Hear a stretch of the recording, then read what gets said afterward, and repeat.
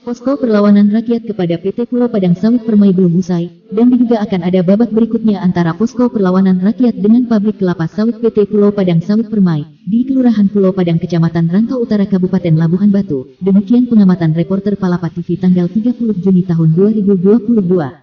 Sejak pendiriannya sekitar tahun 2017, sebagian warga Kelurahan Pulau Padang tidak menginginkan berdirinya pabrik di daerah mereka, dan sampai saat ini dengan beroperasinya pabrik tersebut mendapat penolakan keras dari wadah yang mereka namakan Posko Perlawanan Rakyat kepada PT Pulau Padang Sawit Permai.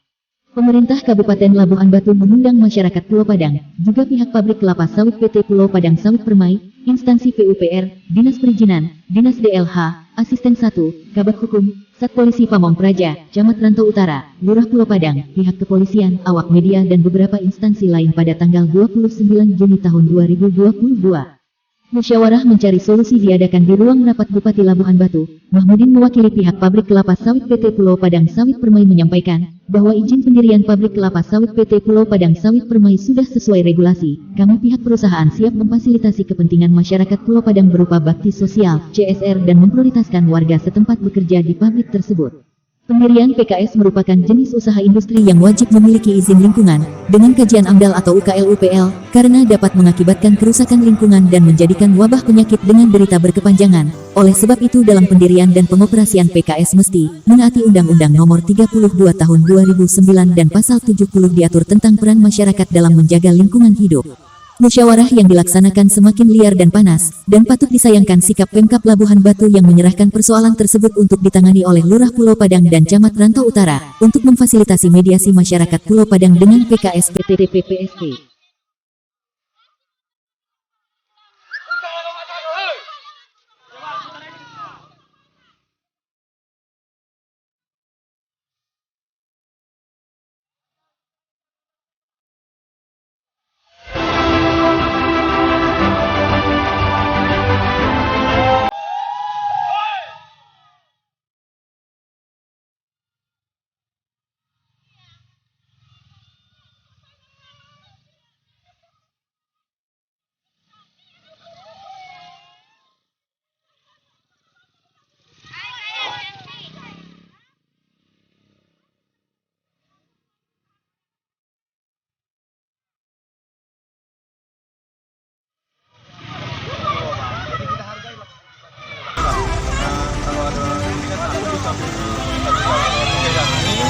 Kami dilarang masuk itulah ya.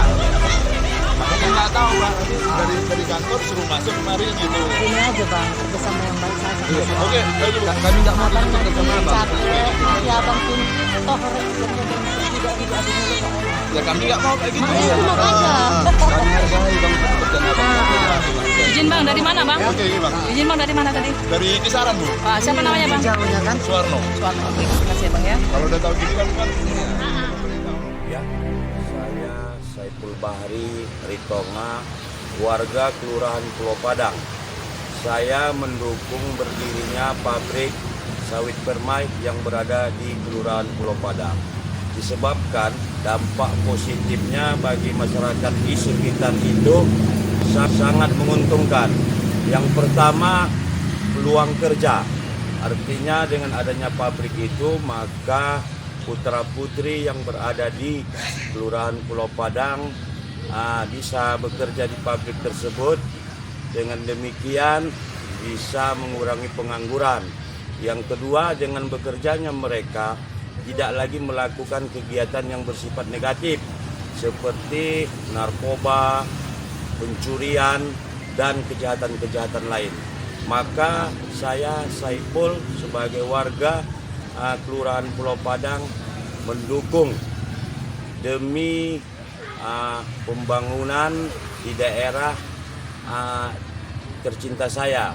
Kenapa? Disebab investor bisa berusaha di daerah saya, kita juga bisa mendukung program dari pemerintah Kabupaten Labuhan Batu dalam hal percepatan ekonomi.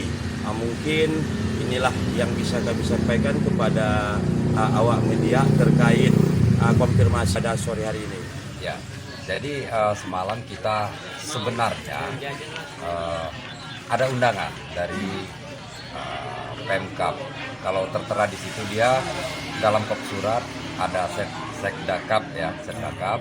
Tetapi dalam suratnya itu ada kesalahan tujuan. Tapi kita anggap tidak masalah lah. Namun kenapa tidak, semalam sempat kita tidak hadir pertemuan itu, undangan pagi sekitar jam 9. Karena di waktu yang sama kita juga ada pertemuan dengan pihak Komisi 1 DPRD. Nah,